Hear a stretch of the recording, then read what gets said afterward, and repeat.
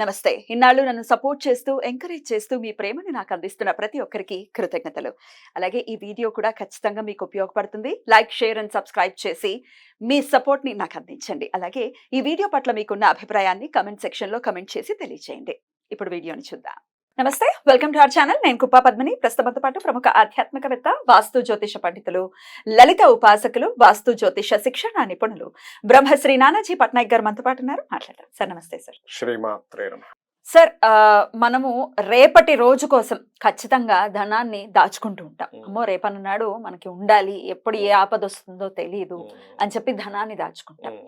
మరి only materialistic thing గా only డబ్బునే నా దాచుకోవటం, పుణ్యాన్ని కూడా అలాగే సముపార్జించుకోవాలి కదా. రేపన్నాడు ఎలాంటి ఆపద వస్తుందో తెలియదు. ఈశ్వరుడు మనల్ని కాపాడాలి అని అంటే మనం ఎంతో కొంత దాచిపెట్టుకోవాలి, పుణ్యాన్ని దాచిపెట్టుకోవాలి. ఈ పుణ్యం ఈ లైఫ్ లోకే వస్తుందా, లేకపోతే ఇది తీసుకెళ్ళి మళ్ళీ నెక్స్ట్ లైఫ్ లోకి వస్తుందా? ఆపదామహర్తారం దాతారం సర్వసంపదాం అని మనం చదువుకుంటూనే ఉంటాం ప్రతిరోజు కూడా. మరి ఆ రాముడి కృప మన మీద ఉండాలి. ఆపదలు, వచ్చేటటువంటి ఆపదల నుంచి అవి ఎలా వస్తాయి మనకు తెలియదు కదా, రావటం అయితే వస్తాయి. వాటి నుంచి మనకు బయటపడాలి. ఒకవేళ వచ్చినా ఎక్కువ ఎఫెక్ట్ అయిపోకుండా చిన్నగా, అంటే గొడ్డలతో పోయేది గోరుతో పోయేటటువంటి విధానాన్ని మనం తెచ్చుకోవచ్చా? మనం దాన్ని ఏమైనా ఇంప్లిమెంట్ చేసుకోవచ్చా ఈశ్వరారాధన చేత? చేసుకోవచ్చమ్మా. అయితే ఇక్కడ మనం కొన్ని విషయాలు తెలుసుకోవాలి. ఇక్కడ ఏంటంటే శాస్త్రం అసలు ఏం చెప్పింది, మీరు ఇందాక అన్నారు ధనాన్నే దాచుకోవడమా అని. చాలా స్పష్టంగా చెప్పింది ఏంటంటే, ఒక గృహస్థు సంవత్సరానికి సరిపోయేంత ధనాన్ని దాచిపెట్టుకోవాలట. గృహస్థు ధర్మంలో ముఖ్యమైన ధర్మం ఏంటంటే, సంవత్సరానికి నీకు ఎంత ఖర్చు అవుతుందో అంత డబ్బు నీ దగ్గర ఉండాలట ఎప్పుడు. ఉండాలి, ఉండొచ్చు, తప్పేం కదా. అయ్యో దాని కూడా 10 రెట్లు 100 రెట్లు ఉండొచ్చు, ఉన్నాయి కదా. అంటే అందరి దగ్గర ఉండాలంటారు. ఏ నెల కానెలు వెతుక్కునే వాళ్ళు ఉంటారు. అలా ఉండొద్దు అని చెప్పింది శాస్త్రం. సంవత్సరం ఉండాలి. ఎందుకంటే ఎప్పుడు ఆపద వస్తుందో తెలియదు నీకు. మంచాన పడొచ్చు 2 నెలలు, అప్పుడు ఎలా గడుస్తుంది నీ లైఫ్.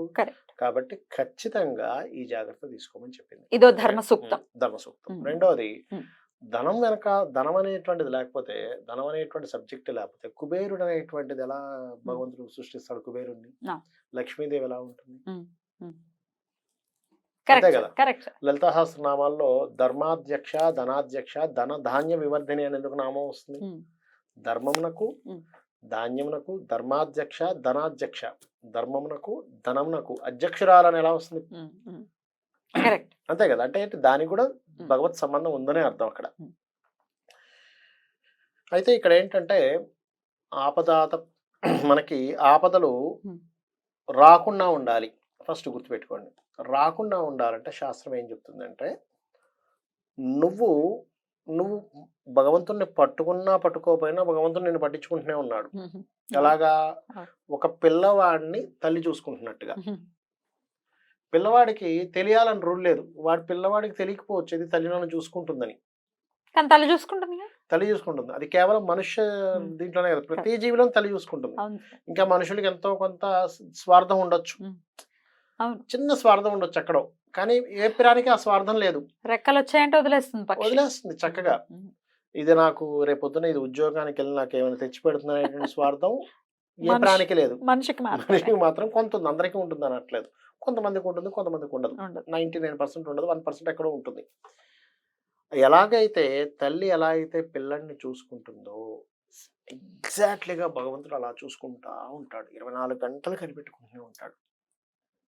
మనకి ఇక్కడ సందేహం కలగవచ్చు, మరి ఇంత కనిపెట్టుకుంటూ ఉంటే ఎందుకు ఆపద వస్తుంది, ఎందుకు వస్తున్నాయి కష్టాలు, ఎందుకు వస్తుంది కష్టాలు అని. పిల్లవాడిని చూసుకుంటూ ఉంది.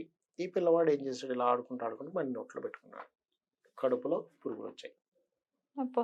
మరి అంటే తల్లి చూడకుండా ఉన్నప్పుడు అటు ఇటు చూసి గమ్ముకుని నోట్లో వేసుకుంటున్నాడు. అలాగే మనం కూడా ఏం చేస్తున్నామంటే, మనం ఒక కోరికతో ఏదో ప్రారంభిస్తాం, మిస్కాలిక్యులేషన్స్, లేకపోతే ముందు చూపు లేకుండా ఏదో ప్రారంభిస్తాం, ఏదో స్టార్ట్ చేయడమో ఏదో చేస్తాం.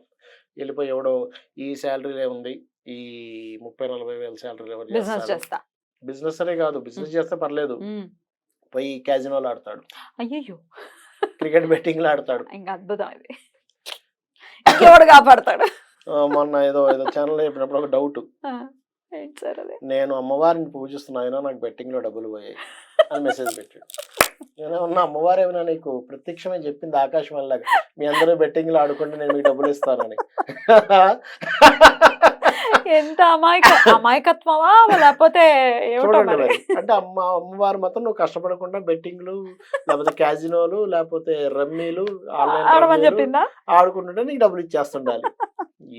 ఏంటండి అసలు ఘోరం. అదేదో మన ఊర్లో శివుడు అని మనం సినిమా చూసాం. ఆ, ఆ, అందులో ఆ, రావు గోపాలరావు శివుడు వ్యాసంలో ఉంటాడు. ఆ, అందులో ఆ, అవతారంలో ఉంటాడు ఆయన. సత్యనారాయణ అనుకుంటా ఆ టెంపుల్లో పురోహితుడు ఆయన. శివుడు చెప్తాడు నువ్వేమో అందరికి ఇచ్చేస్తుంటే నేను చెప్పానా నా శివపురాణంలో నేను చెప్పానా నాకు అభిషేకం చేసేస్తా నీకు ఓట్లు నువ్వు కష్టపడకపోయినా నిన్ను గెలిపించేస్తానా నువ్వు ఎలా ఇచ్చేస్తావు అంటాడు. ఆ పార్టీ అధ్యక్షుడు జనాలకి ఏదైనా చేస్తే ఆ పుణ్యంలో నేను ఇస్తాను కానీ అవును, ఏం ఇష్టం వచ్చినట్టుగా నాకు అభిషేకాలు చేస్తాను నేను ఎందుకు ఇస్తానంటాడు. ఓ వాళ్ళిద్దరి మధ్య కాన్వర్సేషన్. మన ఊర్లో శివుడు ఒకటి ఉంటది సినిమా. ఈ కమెంట్ ని చూసాక మీకు అది గుర్తొచ్చిందా? అది గుర్తుకొచ్చింది నాకు. అలా ఏంటంటే మనం స్వయం కృప అపరాధము అంటాం. దానివల్ల కొంత వస్తుంది. రెండోది ఏంటంటే అమ్మ మనకు తెలుసో తెలియకో కొన్ని తప్పిదాలు చేస్తుంటాం. అది పూజల్లో కావచ్చు ఇంట్లో కలుపుకునే విషయాలు కావచ్చు. మనం ఏమనుకుంటామంటే ఏమంటే నేను రోజు పూజ చేస్తున్నా కానీ నాకు ఎందుకు ఆపద వచ్చింది అంటాం. నేనేమంటానంటే ఇప్పుడు ఇక్కడ నుంచి పంజగుట్ట సర్కిల్ నడుచుకుని వెళ్ళాలి. ఒక 4 అడుగులు వేసాం మళ్ళీ 4 అడుగులు వెనక్కేసాం మళ్ళీ 4 అడుగులు ముందుకేసాం వెనక్కేసాం ఎప్పుడు చేరుకుంటారు మీరు? ఎప్పటికీ చేరుకోలేము. అలాగే మనం చేస్తున్న మిస్టేక్స్ ఏంటంటే అందరికీ సందేహం ఏంటంటే నేను పూజ చేస్తున్నా నాకు ఫలితం రావట్లేదు. పూజతో పాటు మీరు చేయకూడనివేవో చేస్తుంటారు. కరెక్ట్. నిత్య దైనందిన జీవితంలో ఏమిటది అంటే ఇప్పుడు మీరు పూజ చేస్తున్నారు. పూజ చేసేటప్పుడు మధ్యలో ఎవరినైనా కోపడ్డారు.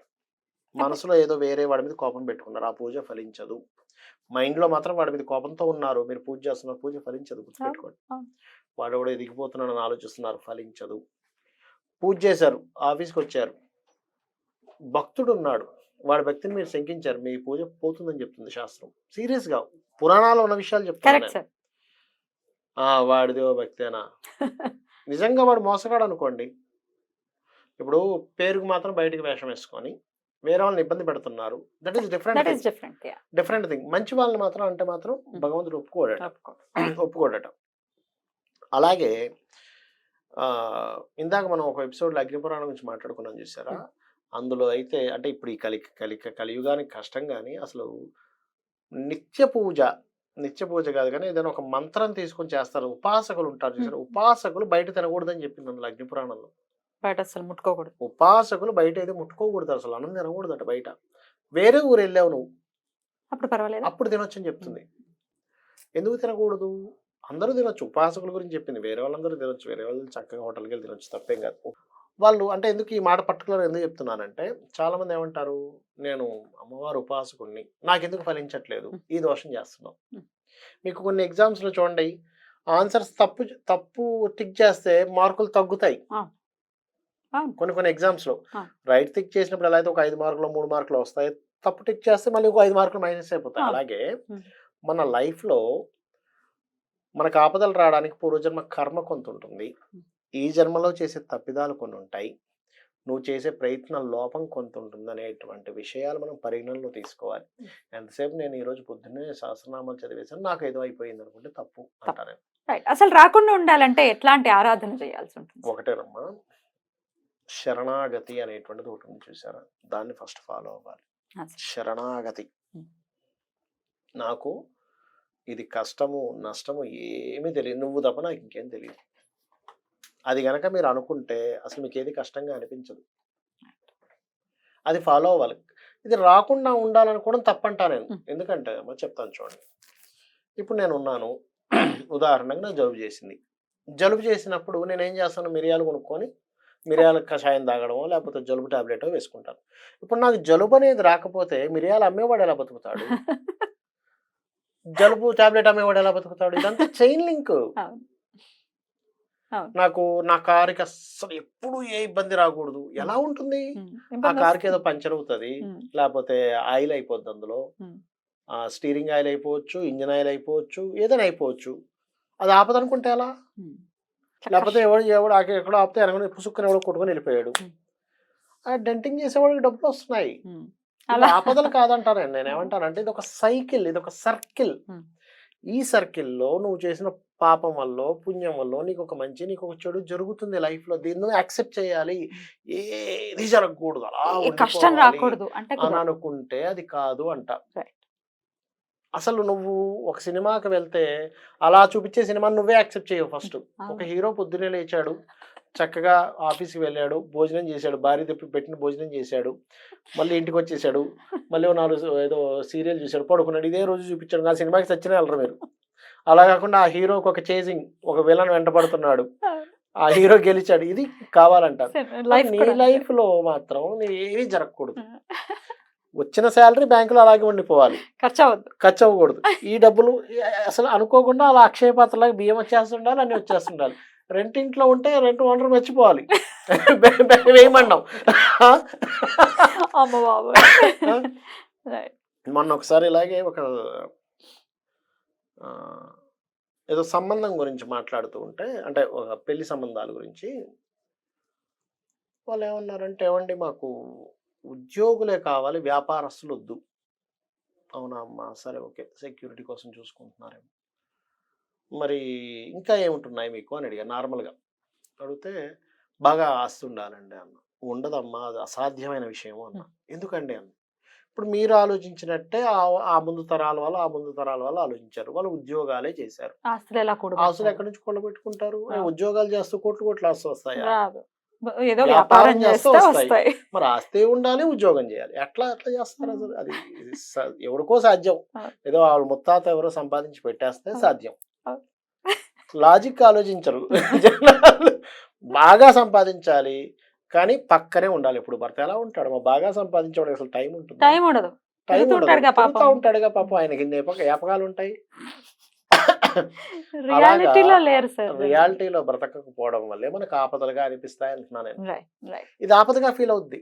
కొంతమంది స్త్రీ కావచ్చు, పురుషుడు కావచ్చు, అలా ఆపదగా ఫీల్ అవ్వచ్చు.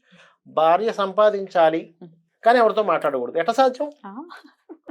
నువ్వు వాడితో మాట్లాడడానికి వీల్లేదు, వీడితో మాట్లాడడానికి వీల్లేదు అంటే ఎట్ట సాధ్యం? ఆఫీస్కి వెళ్ళాక కొలిక్తో మాట్లాడాల్సి వస్తుంది. నువ్వు ఎవరితో మాట్లాడుతున్నావు అని అనుమానిస్తే భర్త అట్లా ఆఫీస్కి ఎందుకు పంపించావు, ఇంట్లో కూర్చోబెట్టు. కాదు, సంపాదించేసేయాలి. మళ్ళీ భార్య సంపాదించేసేయాలి కానీ ఎవరితో మాట్లాడకూడదు. అంటే నేను ఏమంటానంటే అసలు ఆపద అనేటువంటిది లేదు, ఉంది, అస్సలు లేదనట్లేదు. పాపం బాగా ఉన్న వ్యక్తి కూడా సడన్ గా ఏదో అయింది, అదొక ఆపదని కాదనట్లేదు. కానీ నిత్యము గనక మీరు అమ్మవారిని పట్టుకుంటే ఆపద వచ్చినా కూడా మీకు తట్టుకునే శక్తిని ఇస్తుంది. అలా పట్టుకోవడానికి ఏ నామంతో పట్టుకోమంటారు సార్ ముందుగా, అసలు ఇప్పుడే స్టార్ట్ చేసే వాళ్ళకైతే? ఒకటే చెప్తాను, శ్రీమాత్రే నమః. అమ్మవారి నామంలో శ్రీమాత్రే నమః. ఎందుకు అంటే చెప్తాను చూడండి. ఎవరు రక్షిస్తారు? అమ్మే, అంతే కదా. రక్షణ శక్తి ఎవరిది? అమ్మదే. అప్పటి వరకు కాలేజీకి వెళ్ళి ఇంత అయిన అమ్మాయికి సడన్ గా పిల్లడు పుట్టంగానే చిన్న సౌండ్ వచ్చిన టక్కన లెగుస్తుంది. దానికి ట్రైనింగ్ ఏ ఉండదు, ఎట్లా లేస్తుంది? చిన్న బిడ్డని ఎట్లా చూసుకుంటుంది? భగవత్ శక్తి అది. అది ఆటోమేటిక్ గా ఇన్బిల్ట్ గా స్త్రీకి ఇచ్చేసాడు. అలాగే శ్రీమాత్రే నమః అనుకునేంత గొప్ప రక్షణ శక్తి ఇంకో ఇంట్లో ఉండలేదు. బ్యూటిఫుల్. దీనికోసమే అడిగాను సార్. చాలా అంటే థాట్ ప్రాసెస్ లో కూడా మార్పు ఉండాలి. మనం చేసేస్తున్నాం కాదు, ఆలోచన ధోరణిలో కూడా మార్పు ఉన్న నాడే చేసినటువంటి మంత్రం కూడా ఫలించడం మొదలు పెడతారు. అద్భుతం సార్. చాలా అంటే ప్రాక్టికల్ గా మేము ఎలా అర్థం చేసుకోవాలి అనేది చాలా బ్యూటిఫుల్ గా మాకు. అంటే ఇక్కడ ఏంటంటే భగవంతుడు నిరంతరము మనతో ఉంటే మనతో ప్రతిదీ చేయిస్తూ ఉంటాడు. ఏది మన భగవద్గీతలో చెప్పినట్టుగా మీరు భుజించు భక్ష్య భోక్ష లేఖ్య పదార్థాలు జీర్ణం చేస్తున్నాను అంటే ఏంటి, లోపల ఆయన ఆ పని కూడా చేసుకుంటున్నాడు. కానీ ఈ ఎక్స్ట్రాగా ఎందుకు ఇది చేయాలి అంటే చూడండి, ఇప్పుడు ఒక పిల్లవాడు ఉన్నాడు, ఆడుకుంటున్నాడు, ఇంట్లో ఉన్నది అమ్మ ఏదో పూజ గదిలోనో వంట గదిలో చేసుకుంటాం. అమ్మ అన్నాం అనుకోండి, కొంచెం కన్నేసి ఉంచుతుంది. ఎందుకంటున్నాడు రా వీడు, ఏదైనా వస్తుందా, పురుగు ఇలా అన్నాడు, వాడు వచ్చాడా అని చూస్తాం. నిత్యము అమ్మ అనేటప్పుడు ఇంకొంచెం అలర్ట్నెస్ ఉంటుంది. ఎప్పుడు అలర్ట్నెస్ ఉంటుంది, ఇంకొంచెం ఎక్స్ట్రా అలర్ట్నెస్ కోసం నామం చెప్పారు. చాలా చాలా అద్భుతంగా చెప్పారు సార్. Thank you sir. నమస్తే. శ్రీమాత్రే నమః.